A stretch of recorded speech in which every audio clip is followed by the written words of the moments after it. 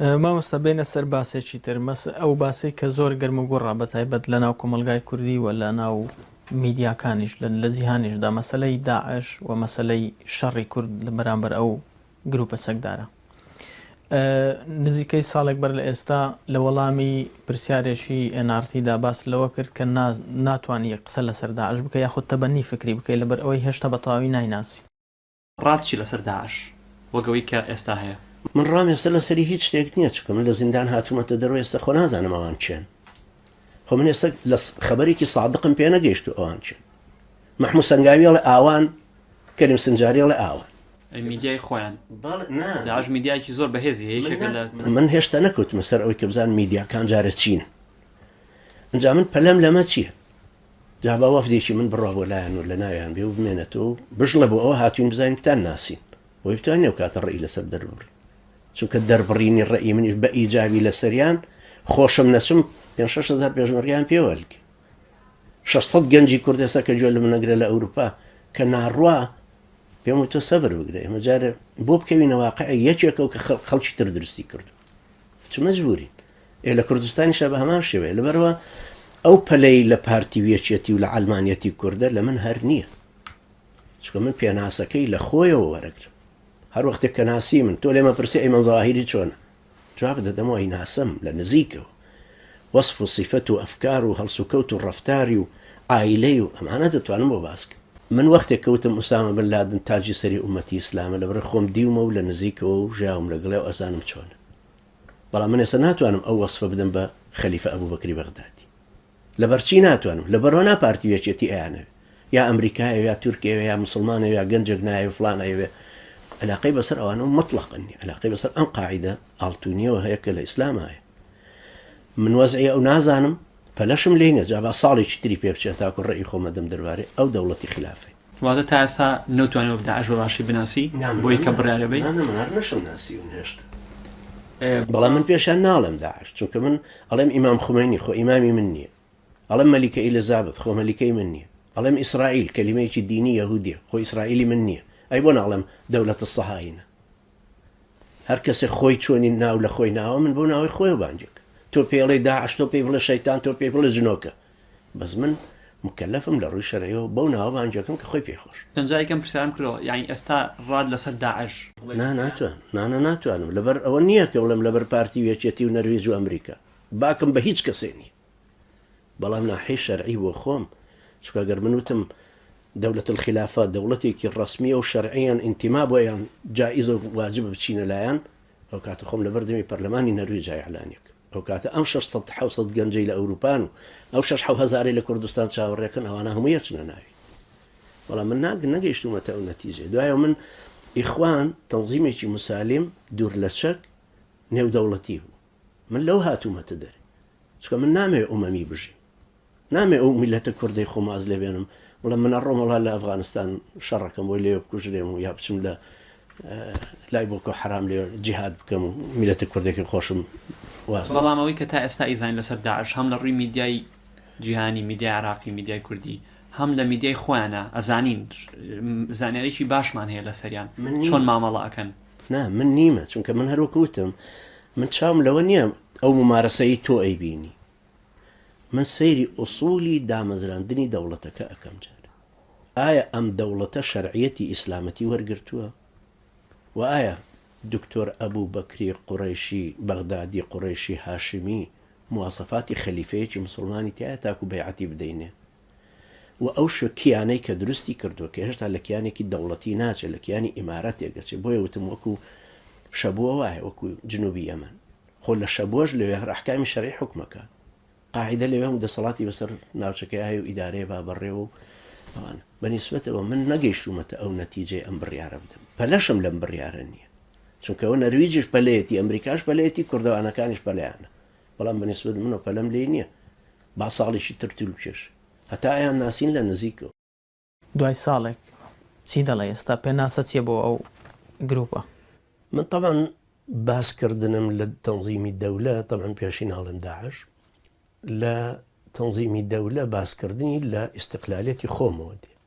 من جۆم لێ نییە پارتی چیڵە وێچێتی چێڵە ئیسلامیەکانی تر چێڵن من جۆم لەوە نییە کابرای مەدخەلی پێڵە جیهاد فی سەبیلی لای کاکی پێشمەرگە بڕبوو بەرامبەریان بۆستر ئەوەندە وتراوە خەوارج خەڵک وەزانە خەوارج کافرە لەبەرەوە من بۆ دید و نەزڕێ تەماشای ناکەم من سەیری ئەوە کەم ئەدەبیاتێک کامەیە کە تەنزیمی دەولەی دروست کرد ئەگەر ڕێمە سەر ئەو ئوسوسە فکریانەی کە ئەوی تیا دروست بووە سەر کتێبەکانی عەبدولەحتیف ئال شێخ و سلەیمانی کوڕی سەحمان و حەمەد بن عەتیق و ئەوەی کە ئەمانی داڕشتووە کە بریتیە لە جەناحێکی فەیسەڵ دوێشی حرەکەی وەهابیەکان حرەکەی وەهابیەکان کە لە سعودیە دروست بوون ئال سعود سەیطرەی کرد بەسەر حرەکەتە دینیەکە ئەنجا حرەکەتە دینیەکە دوایی وردەوردە بوو بە دوو بەشەوە جەماعەتی فەیسەڵ دوێش و دوای یەکێکی تر ناوی عەبدوڵای کوڕی عەبدولعەزیزی عەبدوڵای کوڕی عەبدولعەزیزە ئەوە لەگەڵ ئال سعودا کەوتەڕێ تەواوی تر هەتا ساڵی 1930 کۆچی دوایی کرد هەر لەو خەتەوە بوو مەدخەلیەکان ئەم خەتن تەنزیمی دەولەش ئەم خەتە توند و تیژە زیاتر جیهادیەکان بەڵێ هەر ئەوان تەنزیمی دەولەت چکە جیهادیەکانی تر شەر نیە ئەوانی تر لە متەئسرن بە ئەدەبیاتی سەید قوتب و ئەوانی تر ڕوبەڕووی ئەلمانی وەستاونەتەوە بەڵام تەنزیمی دەولە ئەوانی متەئسرن بەم خەتی فەیسەڵ دوێش هەردوو جەناحیان جەناحە سلمیەکەی مەدخەلیەکان و جەناحە توندڕەوەکەی تەنزیمی دەولە هەردووکیان بەرامبەر سۆفی و سەلەفی و ئیخوانی و فڵان و فیسان لە دائیرەی ئیسلامیەکەیە دژن چونکە حرەکەتی وەهابی کە دروست بوو شافعی کوشت و حەنەفی کوشت و مالیکی کوشت و ئەوانی تری هەمووی کوشت هەمووی تەصفیە کرد بۆ ئال سعود لەبەرەوە نەزڕەی من بەرامبەر بەوان شتێکی ترە یەکەم بە جەماعەتێکی ئیسلامیان نەزانم هەر وەکو وتومە پێشتریش جەماعەتێکن وەکو جەماعەتی ئیسلامەکە بەیعەت پێدانی ئەبوو بەکری بەغدادی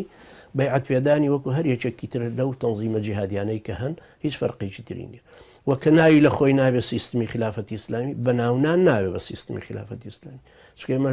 لە بنەما شەرعەکانی خۆمانە لە ڕەسا شەرعەکانی خۆمانە لە کتێبە فقهەکانی خۆمانە مەسەلەی خلافە مەسەلەیەک نییە باز نەکرا ساڵی 450 هیجری ئەحکام سوڵتانیە نووسرا لە پێش ئەویش هەیە و لە دوای ئەویش هەر نووسرا باش ئەوەی کە ئەوان کردیان بە خلافە ئیسلامی دەزانی نەخێر بە خلافی ئیسلامی نازە لە شوێنەکە باس لەوە دەکەی کە ساڵی 2024 100 ساڵ بەسەر ڕوخانی خلافی عوسمانی تێدەپەڕێەوە ئەگەری ئەوە هەیە کە خلافە دروست بکرێتەوە ئەم قسەیە لە کوێوە هاتووە ئایا پرۆژەیەکەیە بۆ دروستکردنەوەی خلافە نا خۆی نەمانی خلافەتی ئیسلامی نەمانی سرە بۆ ئومەتی ئیسلام ئەم فراغی کە ئێستا بۆ بەکری بەغدادی و تەنزیمی دەولە قۆستویانەتەوە ئەمە خۆی فراغێکە لە ناخی هەموو ئینسانێکی مسلمانی تاک و کۆیا هەیە لە هەموو جەماعەتی ئیسلامیەکان لەو سەری ئەندۆنیسیا تا مەغرب ئەمە کە لە 1924 ئێڵای خلافەتی ئیسلامی کرایەوە طبعا ڕەمزی خلافەتی ئیسلامی یان ناوی حکمی ئیسلامی چکە ئیمتیدادێکە لە زمانی پێغەمبەر عەلەیهی سەڵات وسەلام هاتووە بە زمانی ئەمەوی و عەباسی و مەمالیک و هەتا گەیشتۆتە عوسمانیەکان لە 1924 مستەفا کەمال ئیلغای کردو کە ئیلغای کردوتەوە ئومەتی ئیسلام بەبێ ئەمە ناتوانێت بژی ئێستا ئێمە بووین بەژێر شاڵاوی ئیستیعمارەوە هی غەربەوە ئێستا خەڵک پێی غەریبەکە بڵێن خلافەتی ئیسلامی ژنارم خلافەتە 1291 ساڵ حکمی بەم شریعەتی ئیسلامە کرد کە ئەژڵێم دێتەوە پێشێ لەبەر 100 ساڵ کە تێپەڕێ بەسەرەوە نازانم لەوانەیە قیراتێک بۆ ئەم جم و جوڵەی ئۆردۆغان کە ئەوێ سیستمەکەی کرد بە ڕێئاسی کە ڕئیسی پەرلەمان داوای کردوتیە وڵاتێکی ئیسلامی دەستورمان پێویستە ئیسلامی بێ وەکە ڕوحێکی سوڵتانیانەی عوسمانیانەی هێنایەوەتەوە پێشەوە ئێحتیمامی بە ئومەتە ئیسلامیەکە زۆرتر کە هەیە بە شوێنەکان احتیمال ئەمە تەخمینێک بە نەزەری من ئەنجا ئەو 450 ملیار دۆلاری کە احتیاطیش دایناوە بۆ زمانێک ئەگەر هاتەوە تێوە شعبەکەمان داواکە دەستور بگۆڕین ئەوە دەستورمان کردەوە دەستوری دەوڵەتە عوسمانیەکە بەڵام مۆدار ئەو کاتە عەدەدەقە 450 ملیارەکەی هەیە بۆیە ئێستا ژیانە شەڕی پێ بفرۆشن و هەر چۆنە بێ ئەو اقتصادی بڕمێنن بۆی نەتوانێ ئەمانگاوە لە 2000 بەشێک لە زانانی ئیسلام یاخود با بڵێن ئەوانەی کە لە دنیای ئیسلامدا ناسراون وەکو زانای ئیسلامی ئەندەشیان داعش لە دەرەوە یاخود بە خەوارز ناو دەبن لە دەرەوەی چوارچێوەی ئیسلام ئەگەر لە ئەگەرێکدا بۆ نمونە یەکێتی زانانی ئیسلامی یاخود لە دنیای ئیسلام داعش تەکفیر بکرێ بۆ سونی تۆ چی دەبێت جارە تەکفیرکردنی شتێکی مناڵبازارە هەر کەسێ تەکفیری تەنزیمی دەولە بکە یا قاعیدە یا جەماعەتە ئیسلامیەکان لە شوانێکی وڵاغلووی خوێنەوارتر نییە بەچی تەکفیرێکی کابرەکە ئەهلی دین و ئیمان و ڕایەکی ئیسلامی و سیستمێکی ئیسلامی بە نەزەری خۆشی هێناوە من و تۆ تەئیدی سیستمەکەی نەکەین تەئیدی ممارەسەکانی نەکەین بەڵام خۆی بەرزی کردوتە قورآنەکەیە خۆی کە ئیشی پێکار ظاهرن لەو منطقەی ژەردەسەڵاتی خۆیە ئەحکامی شەرعە یەکێ تەکفیریکە بۆ خۆی زۆر ئیماندارە تا ئەو تەکفیرکە ئەو کردوانەی ئەوانی کە داعش دەیکە ئەوانەی کە ئێمە دەبینین بەکردەوە کافر ناوێت لە چوارچێوەی ئیسلامدایە نام بەتەکیید ئەو غول و توند و توژی و شێوازی کوشتن و سەربڕین و ئەشکەنجەدان و ئەم جۆرەشتانە یا تەکفیرکردنی بەرامبەران و کەڵە یەک ڕایە و یەک جەماعەت و یەک ئەمیر و یەک خەلیفە ئەوە بەڕاستی من بە نەزەری من بەدید و تێڕوانینی سەقەت و شێواوی خۆم وا نازانم شتێکی ڕاست بێ واش بێت چونکە فرەدیدی جزئێکە لە ئیسلام خۆی ئەوان کە فرەدیدیەکان ئەساسن پێ قبوڵ نییە لەگەڵ کابرایکی تری مجاهیدی وەکو خۆیان کە پێکەوە بوون ئەوە ئەگەڕێت بۆ سەر ئەو ئەدەبیاتە تند و تیژەی کە لەو علەمانە و کەوتم وەریان گرتو لەبەر ئێستا مەصدەری تەوەجوهی فکری و عەقائیدی و منهەجی تەنظیمی دەولە ئەگەڕێتە بۆ علەمانی کە باسم کرد